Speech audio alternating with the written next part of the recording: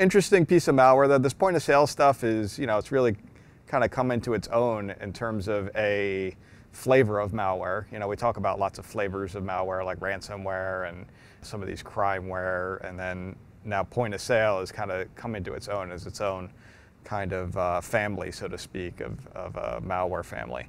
So, gotta keep an eye out for it. And if you do have point of sale systems, make sure you have tight security around them.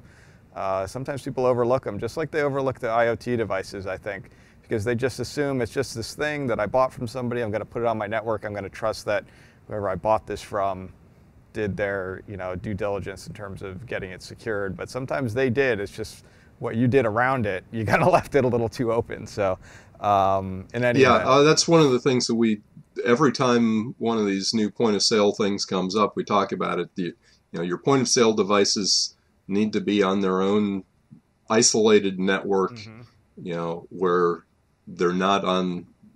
Most of the time, they really shouldn't be talking to the internet. They should be talking just to, their back office components and that kind of thing. Even though these are Windows devices, you don't really want to allow web browsing and that kind of thing from your point of sale devices.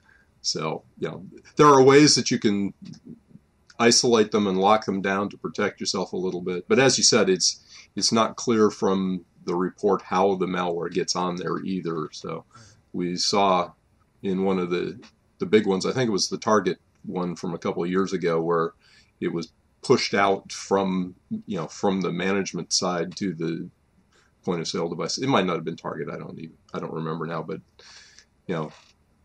so a lot of pieces that need to be secured. But one of the things you can do is isolate them to the extent possible from the rest of your network. Yeah, absolutely. Yep.